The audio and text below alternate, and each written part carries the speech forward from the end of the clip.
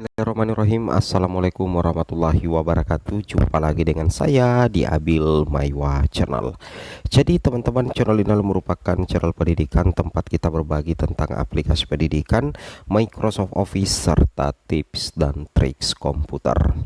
Jadi pada video kali ini teman-teman ya, kembali lagi admin akan mencoba mengupdate informasi terbaru seputar perkembangan P3K Guru di tahun 2023. Yang mana di sini ya, kami akan menyajikan informasi terkait dengan kabar gembira dari Menpan RB Bapak Azwar Anas ya, yang mengungkapkan akan menerbitkan PP untuk insentif PNS dan P3K. Wow, ini tentunya menjadi salah satu kabar yang sangat luar biasa sekali Bapak Ibu ya, terkait dengan pengesahan rancangan undang-undang tentang perubahan atas Undang-Undang Nomor 5 Tahun 2014 tentang aparatur sipil negara menjadi undang-undang pada rapat paripurna DPR RI ke-7 masa persidangan 1 tahun sidang 2023-2024 Selasa 3 Oktober 2023. Wow. Ini tentunya menjadi salah satu kabar yang lagi viral-viralnya sekarang teman-teman ya, yang mana DPR RI akhirnya resmi mengesahkan RUU ASN menjadi undang-undang. Artinya ini menjadi salah satu payung hukum ya, payung hukum teman-teman ya, payung hukum yang menciptakan sejarah besar untuk honorer PNS dan P3K mulai tahun 2023 dan ke depannya teman-teman ya. Dan rancangan dan undang-undang ASN baru ini itu bakalan menjadi tolok ukur atau manifestasi untuk rekan-rekan honorer yang belum diangkat menjadi ASN P3K. Oke teman-teman ya, langsung saja kita to the point ke informasinya. Di sini kami dapatkan informasi yang sangat luar biasa Bapak Ibu ya. Yang mana kalau kita perhatikan di sini ada informasi ya, dua info penting yang Bapak Ibu harus pahami. Rancangan undang-undang ASN disahkan, Menpan RB siapkan PP insentif khusus untuk PNS dan P3K. Wow, ini tentunya menjadi kabar baik untuk pegawai negeri sipil dan juga P3K teman-teman ya, bahwa akan ada PP terkait dengan insentif khusus. Jadi nantinya akan ada tambahan kesejahteraan lagi ya teman-teman ya untuk PNS dan P3K setelah rancangan undang-undang ASN disahkan. Dan hari ini memang sudah disahkan Bapak Ibu. Rancangan undang-undang aparatur sipil negara RUU ASN resmi disajikan menjadi undang-undang. Alhamdulillah ya, tentunya ini menjadi kabar baik bahwasanya RUU ASN itu sudah resmi menjadi undang-undang. Salah satu agenda transformasi ASN dalam undang-undang ini adalah kemudahan mobilitas talenta ASN yang didedikasikan untuk mengatasi kesenjangan talenta nasional yang sebarannya selama ini tidak merata, sebab hanya terkonsentrasi di daerah tertentu, khususnya di Pulau Jawa. Kemudian ini kata Menpan RB Bapak Abdullah Azwar Anas, didedikasikan untuk mengatasi kesenjangan talenta yang selama ini sebagian masih terpusat di kota-kota besar.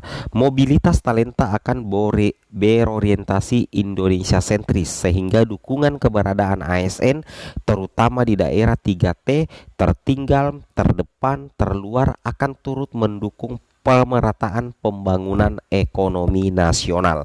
Bahkan di sini teman-teman ya, dikatakan juga Menteri Anas menerangkan pada tahun-tahun sebelumnya ada lebih dari 130.000 formasi ASN yang tidak terpenuhi di daerah 3T Bapak Ibu guru yang terhormat ya. Jadi ada sekitar 130.000 ya formasi ASN yang tidak terpenuhi daerah 3T sebab kurangnya ketertarikan calon ASN untuk mengisi formasi di daerah-daerah tersebut.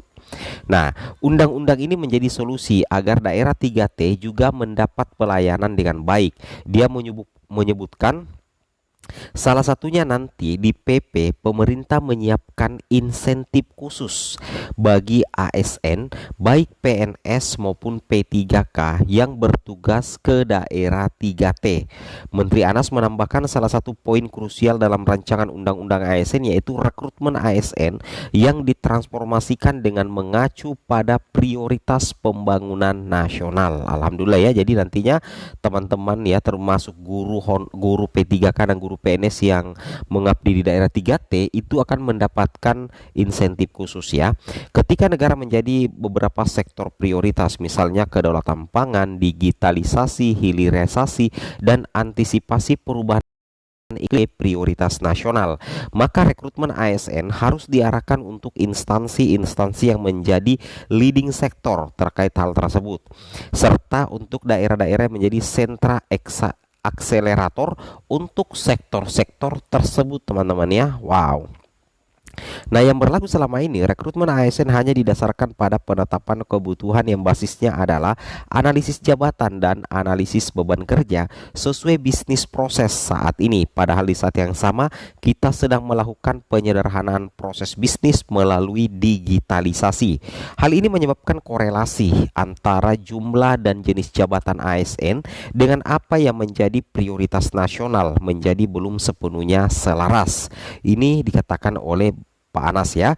Anas menyampaikan mobilitas talenta untuk ASN PNS maupun P3K bertugas ke luar instansi pemerintah seperti TNI Polri dan BUMN juga mulai terbuka dengan resminya undang-undang ini. ASN dapat didorong untuk bergerak antar instansi untuk pengembangan kompetensinya. Selama ini jelas Anas, persyaratan untuk melakukan mutasi sangat kaku sehingga muncul stigma bahwa sulit memindahkan seorang ASN. Fleksibilitas, mobilitas talenta ini juga memastikan dengan jelas bahwa PNS yang diangkat menjadi pejabat negara, komisioner atau anggota lembaga non-struktural maupun dalam penugasan ke organisasi dunia tidak kehilangan hak kepegawaiannya selama menjalankan tugas tersebut. Ini langsung dikatakan oleh ex-bupati Banyuwangi 2 periode ini. Undang-undang anyar ini, papar Anas juga mendukung percepatan pengembangan kompetensi ASN. Pengembangan kompetensi tidak lagi dimaknai sebagai hak, melainkan suatu kewajiban bagi ASN. Mantap ya. Untuk itu, instansi pemerintah wajib memberikan kemudahan akses belajar bagi pegawai ASN. Pola pengembangan kompetensi pun tidak lagi klasikal seperti penataran, tetapi mengutamakan experiential learning seperti magang dan on the job training, teman-teman ya. Nah, seluruh konsep ini menjadi bagian dari upaya meningkatkan kompetensi ASN menuju birokrasi profesional, pungkas Menteri Anas. Di dalam RUU ASN ini, pertama, transformasi rekrutmen dan jabatan ASN. Transformasi ini kita rancang untuk menjawab organisasi yang harus lincah dan kolaboratif. Salah satu contohnya adalah rekrutmen ASN tidak perlu menunggu 1 atau 2 tahun ketika ada yang pensiun, sehingga ke depan rekrutmen akan lebih cepat dan birokrasi akan lebih responsif.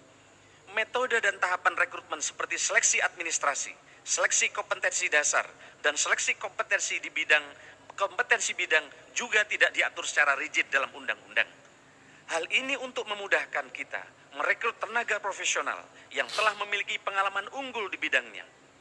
Selain itu, rekrutmen ASN harus diselenggarakan mengacu pada prioritas nasional, sehingga ketika negara menjadikan kedaulatan pangan, digitalisasi, hilirisasi, dan antisipasi perubahan iklim sebagai prioritas nasional, maka rekrutmen ASN seharusnya diarahkan untuk instansi-instansi yang menjadi leading sektor terkait hal tersebut, serta untuk daerah-daerah yang menjadi sentra akselerator untuk sektor-sektor tersebut. Saat ini rekrutmen ASN hanya didasarkan pada penetapan kebutuhan yang basisnya adalah analisis jabatan dan analisis beban kerja sesuai